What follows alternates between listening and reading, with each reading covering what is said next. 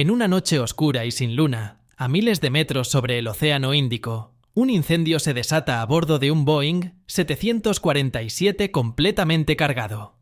140 pasajeros aterrorizados se precipitan hacia la parte delantera de la cabina en un intento desesperado por escapar del humo sofocante. Los pilotos ponen la aeronave en una caída aterradora, luchando desesperadamente por aterrizar su avión. ¿Lograrán llegar a una pequeña isla en medio del océano o las llamas consumirán sus posibilidades? Esta es la espeluznante historia del vuelo 295 de South African Airways, y es una historia con un giro desconcertante. El 27 de noviembre de 1987, 140 pasajeros y 19 tripulantes abordaron un Boeing 747 de South African Airways en Taipei, Taiwán, con destino a Johannesburgo, Sudáfrica, con una escala en Mauricio. Este era un viaje largo, con un tiempo de vuelo hasta Mauricio de 10 horas. Hasta el día de hoy, la verdadera historia del vuelo 295 sigue envuelta en misterio y conspiración. Hay desacuerdos clave sobre lo que sucedió a bordo del avión mientras volaba sobre el sur del Océano Índico, y eso es porque desde el principio, este no fue un vuelo ordinario. En este video, intentaremos reconstruir lo que sucedió en el vuelo 295 usando 3 piezas clave del rompecabezas. La historia comienza en Taipei, mientras los pasajeros abordaban y la carga se cargaba en el avión. South African Airways utilizaba una versión del 747 conocida como Combi, ya que combinaba tanto pasajeros como carga en la misma cubierta. Los 2 tercios delanteros del enorme avión se utilizaban para llevar pasajeros, mientras que el tercio trasero se utilizaba para carga. La mayoría de los pasajeros eran sudafricanos que regresaban a casa, aunque también había muchos nacionales japoneses y taiwaneses a bordo, así como algunos pasajeros de Europa y Australia. En la cabina de mando había una tripulación altamente experimentada. El capitán era David Ice, un piloto de 49 años, exmilitar de la Fuerza Aérea, con casi 14.000 horas de experiencia en vuelo. En cuestión de horas, se enfrentaría a una de sus peores pesadillas, algo que le había preocupado en silencio durante años. Sentado a su derecha, el primer oficial David Hamilton, de 36 años, tenía más de 7.000 horas de vuelo en total. El vuelo 295 de South African Airways, un Boeing 747, contaba con una tripulación experimentada, incluyendo al capitán David Ice y al ingeniero de vuelo Giuseppe Belagarda. La ruta del vuelo desde Taipei a Mauricio era inusual debido al aislamiento internacional de Sudáfrica en la década de 1980, lo que requería evitar el espacio aéreo de varios países. Despegue y ascenso. El vuelo 295 despegó de Taipei a las 10:25 p.m. hacia Mauricio, alcanzando su altitud de crucero sobre el mar de China Meridional y comunicándose con varios controladores aéreos en ruta. Los pilotos hicieron una llamada de rutina a una estación de radio en Johannesburgo, operada por South African Airways, que ofrecía un seguimiento global único para su flota. Mientras en la cabina se desarrollaba la rutina de servicio de bebidas y cena, los pilotos discutieron la monotonía de las comidas, capturada en el grabador de voz de la cabina, lo cual es peculiar porque este dispositivo solo registra los últimos 30 minutos del vuelo. Sin embargo, el vuelo 295 continuó sin incidentes por 8 horas más, lo que plantea interrogantes sobre por qué dicha conversación quedó registrada si ocurrió al inicio del vuelo y no cerca de una emergencia reportada horas después. La primera señal de problemas. Audio del CBR. No te dejes engañar por la calma en las voces de los pilotos. Ahora se enfrentaban al peor tipo de emergencia que puede enfrentar una aeronave: un incendio en vuelo. Si has visto mi video sobre el vuelo 111 de Swiss Air, sabrás lo rápido que el fuego puede consumir una aeronave. Inmediatamente, los pilotos del vuelo 295 se pusieron a trabajar, revisando listas de verificación y tratando de determinar la naturaleza y el origen del fuego para extinguirlo. En cuestión de segundos, la magnitud del incendio se hizo evidente.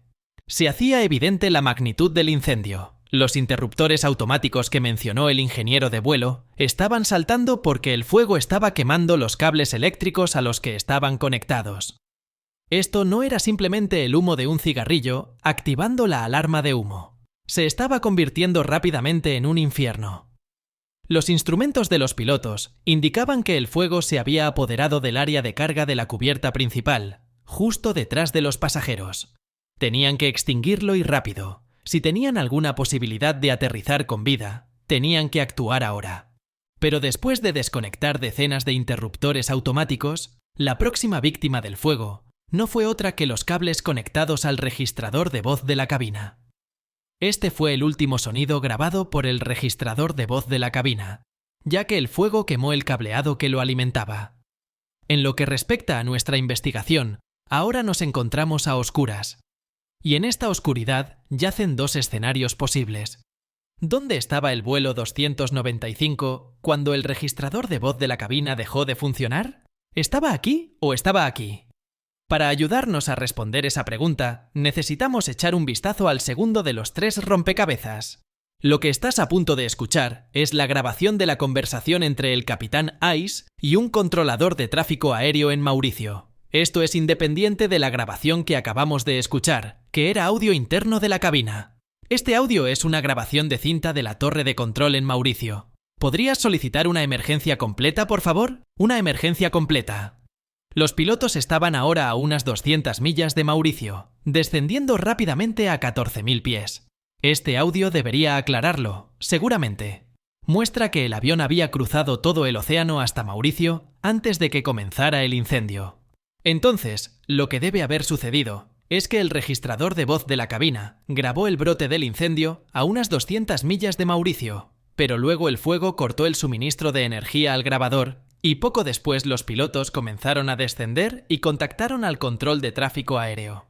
Todo encaja, excepto que todavía está el problema de la conversación sobre la cena.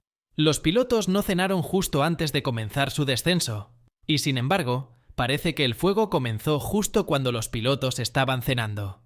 Entonces nos quedamos con dos posibilidades. La conversación sobre la cena sitúa el inicio del incendio aquí, pero la grabación del control de tráfico aéreo sitúa el incendio aquí. ¿Cuál podría ser?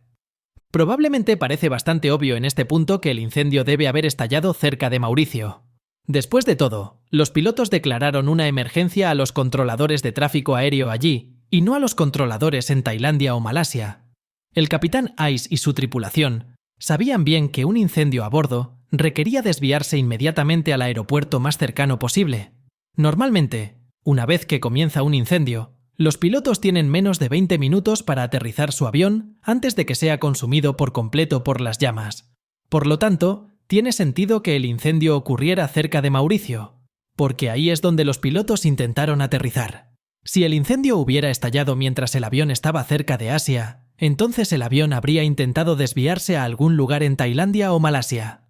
O al menos así es como parece si dejamos fuera la tercera y última pieza del rompecabezas. Al principio de este video, mencioné la cinta Thur, el puesto de radio llamado Thur, operado por South African Airways en Johannesburgo. Está atendido las 24 horas del día y mantiene contacto regular con todos los aviones de la aerolínea en todo el mundo. Y afortunadamente, estas conversaciones se graban en cinta. Los grabadores de cinta funcionan todo el día, captando todo lo que se dice entre la estación y los pilotos. Tal vez podamos usar esta cinta como una forma de resolver estas inconsistencias que hemos encontrado hasta ahora. Quizás nos dirá con seguridad dónde estaba el avión cuando los pilotos se dieron cuenta por primera vez de un incendio. Pero aquí está el problema. La cinta de esa noche ha desaparecido. La del día anterior existe, almacenada de forma segura en Thur, y la del día siguiente también existe. Pero la cinta que cubre el período crítico durante el cual el vuelo 295 habría estado en contacto con Thur ha desaparecido. ¿Por qué podría haber desaparecido esta pieza crucial de evidencia? ¿Es solo una desafortunada coincidencia o hay algo en esa cinta que South African Airways no quiere que el mundo escuche? Al igual que en un rompecabezas, cuando falta una pieza, aún podemos ver su forma en el espacio que deja atrás. La mera ausencia de la cinta Thur es en sí misma una pieza de evidencia, y esa evidencia nos señala un escenario perturbador, uno que involucra no uno, sino dos incendios. En 1987, Sudáfrica, involucrada en un conflicto con Angola, enfrentaba un embargo de armas. Para sortearlo, el gobierno utilizó aviones comerciales de South African Airways, como el vuelo 295, para transportar armas y equipo militar. Esta práctica, conocida por algunos pilotos, causaba incomodidad. El vuelo 295 se desintegró en pleno vuelo debido a un incendio a bordo, cuya causa sigue siendo incierta. La investigación sugiere que materiales altamente combustibles, posiblemente baterías de litio, estaban a bordo, pero no se descarta la posibilidad de que se transportaran materiales peligrosos no declarados. Estas circunstancias alimentan teorías conspirativas sobre el contenido real del compartimento de carga.